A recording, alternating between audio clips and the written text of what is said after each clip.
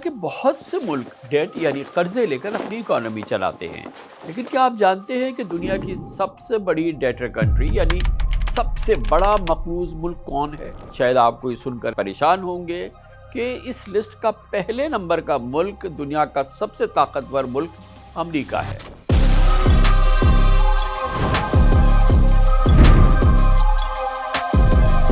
US department of treasury के numbers के मुताबिक करंट फिस्कल ईयर में अमेरिका का टोटल डेट 35.85 ट्रिलियन डॉलर तक पहुंच चुका है। जी हाँ, अमेरिका 35,850 बिलियन डॉलर्स के कर्ज तले दबा हुआ है, जो जापान, जर्मनी, इंडिया और यूके की टोटल जीडीपी से अमेरिका का कर्जा 3 टाइम्स ज्यादा है। रशिया टुडे की रिपोर्ट के मुताबिक इस कर्ज को अगर आबादी पर डिवाइड कर दिया जाए तो हर अमेरिकी शहरी $1,02,000 का मकरूज है। फिस्कल ईयर 2024 में अमेरिका का बजट डेफिसिट $1,800 बिलियन तक पहुंचने का इम्कान है, जिसमें पिछले साल की निस्बत $138 बिलियन का इजाफा होगा।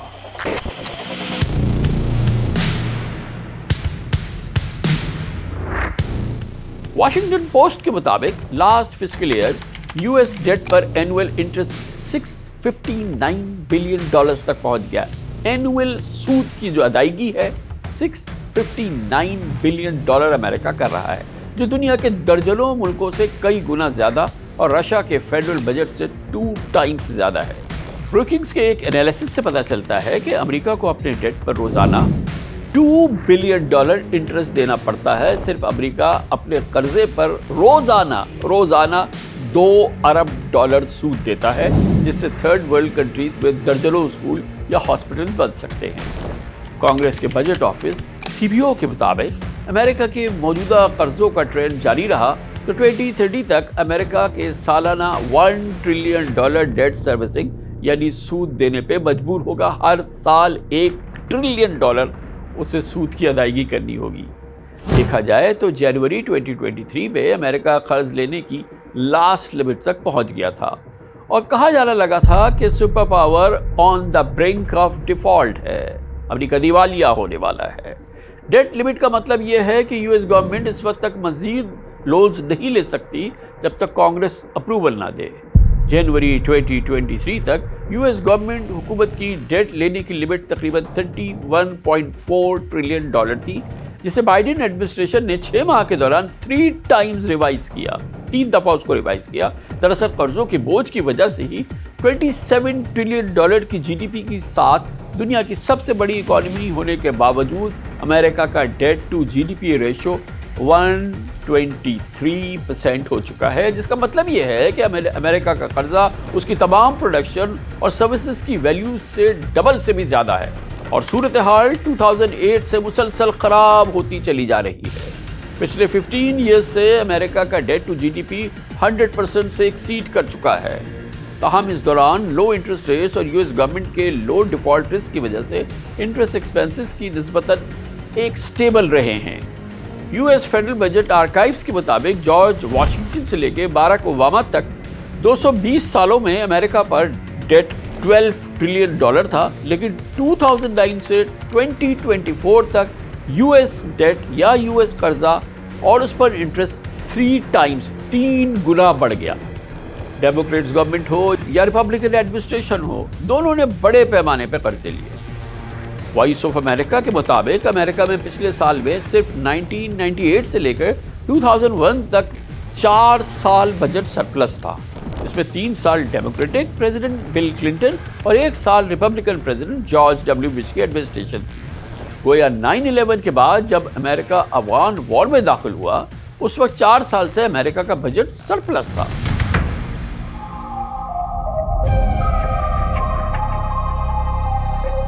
नो डाउट अमेरिका की डेट ट्रैप में आने की, जो कर्जों के जंजाल में फंसा, इसकी बड़ी वजह पिछले 20 साल में अफगानिस्तान और इराक का बैटल ग्राउंड है। दुनिया भर में वॉर अगेंस्ट टेररिज्म की फंडिंग, 2008 का रिसेशन और फिर कोरोना को सबसे बड़ी वजह करार दिया जा रहा है।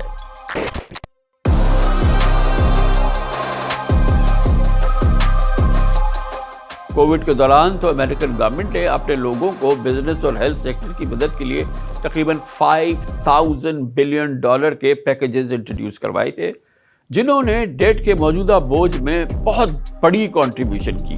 2011 में एक वक्त ऐसा भी आया था जब क्रेडिट रेटिंग एजेंसी S&P ने अमेरिका की रेटिंग कम कर दी थी, और ऐसा अमेरिका की तारीख में पहली बार हुआ था। 2011 में उस वक्त के प्रेसिडेंट बाराक ओबामा ने $900 बिलियन से ज्यादा के एक्सपेंडिचर में कमी की थी, यानी जो अखराजात थे अमेरिकी हुकूमत के, उसने $900 बिलियन कम कर दिए थे। वॉइस ऑफ अमेरिका के मुताबिक 2019 तक अमेरिका पर $22 ट्रिलियन का कर्जा था, 22 खरब डॉलर का कर्जा था, जबकि पोस्ट कोरोना के बाद के जमाने में अमेरिका पिछले 4 साल में $13 ट्रिलियन से ज्यादा डेट और उस पर इंटरेस्ट एक्यूमुलेट कर चुका है। पिछले 4 सालों में $13 खरब अमेरिका ने कर्जा अपना बढ़ाया। अब आपको बताते हैं कि अमेरिका पर डेट में किस मुल्क का कितना हिस्सा है, इसके कर्ज में किस मुल्क का कितना हिस्सा है। यूएसए फैक्ट्स के मुताबिक अप्रैल 2024 तक अमेरिका पर दूसरों मुल्कों का $7,160 बिलियन का बायलैटरल डेट था। जो दूसरे मुल्कों का कर्जा अमेरिका पर है $7,160 अरब का है, जो उसके टोटल डेट का 22% है, और इसमें सबसे बड़ा हिस्सा जापान और चाइना का है। अमेरिका पर जापान के $1,100 बिलियन, चाइना के $750 बिलियन, यूके के $690 बिलियन, लग्जमबर्ग के $374 बिलियन ड्यू है या कर्जा है।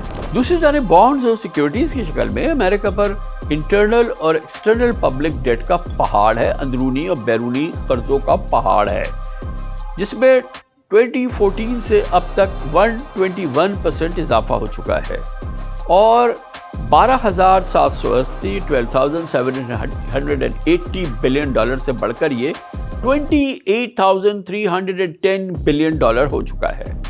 फेडरल बजट कमेटी ने इस साल अपने एक सर्वे में सवाल किया था कि क्या अमेरिका कभी अपना डेट, अपना कर्जा वापस करने के काबिल भी होगा या नहीं, तो 45% लोगों का जवाब हाँ में था, और कमेंट्स में वजह यह बयान की गई कि अमेरिका नए डॉलर छाप सकता है, अपने नेचुरल रिसोर्सेज की एक्सप्लोरेशन बढ़ा सकता है, इंटरनेशनल ट्रेड पर टैक्सेस बढ़ा सकता है, गैर मुल्कियों को इन्वेस्टमेंट पर अट्रैक्टिव रिटर्न और उन्हें इन्वेस्टमेंट और बिजनेस और रेसिडेंस वीज़ों में इजाफा कर सकता है, और अपने ट्रेजरी बॉन्ड्स और यूरोप से एशिया और मिडल ईस्ट तक पूरी दुनिया में उनको फ्लोट कर सकता है, क्योंकि ये दुनिया भर के लिए एक निस्बतन लो रिस्क और स्टेबल इन्वेस्टमेंट होगी। दूसरी जानिब जर्मन मीडिया DW का क्लेम है कि अमेरिका पर दुनिया की सबसे बड़ी इकोनॉमी होने के बावजूद कर्जों का बोझ इतना ज्यादा हो चुका है कि पूरी दुनिया के तमाम बिलियनर्स की दौलत को जमा कर लिया जाए तो भी अमेरिका का जिम्मे जो आधा डेट है वो भी वापस नहीं हो सकेगा। इस रिपोर्ट के मुताबिक फिस्कल ईयर 2019 से लेकर 2021 तक गवर्नमेंट एक्सपेंसेस में तकरीबन 50% इजाफा हो चुका है। इसके अलावा टैक्स कट्स, फाइनेंशियल पैकेजेस और बड़े पैमाने पर अनएम्प्लॉयमेंट की वजह से टैक्स रेवेन्यू में कमी हो रही है, टैक्स की आमदनी कम होती जा रही है, जो अमेरिका की इकोनॉमी और डेट सर्विसिंग के लिए एक बहुत बड़ा कंसर्न है।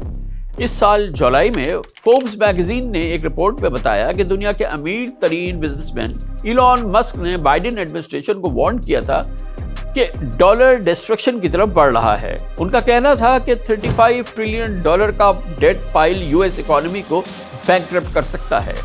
अब इलॉन मस्क ने प्रेसिडेंट इलेक्ट डोनाल्ड ट्रंप को फाइनेंशियल इमरजेंसी लगाने का मशवरा दिया है। इलॉन मस्क का कहना है कि वो अमेरिका की अनसस्टेनेबल डेट ग्रोथ से निपटने के लिए क्रिप्टो करेंसी इस्तेमाल करे। बहरहाल अमेरिका डेट सर्विसिंग के लिए एक नया डेट ले या फिर क्रिप्टो करेंसी पर डिपेंडेंट हो जाए, दोनों सूरतों में डॉलर पर प्रेशर आने का इम्कान है और अमेरिका का कर्जे का जंजाल आसानी से खत्म होने वाला नहीं है।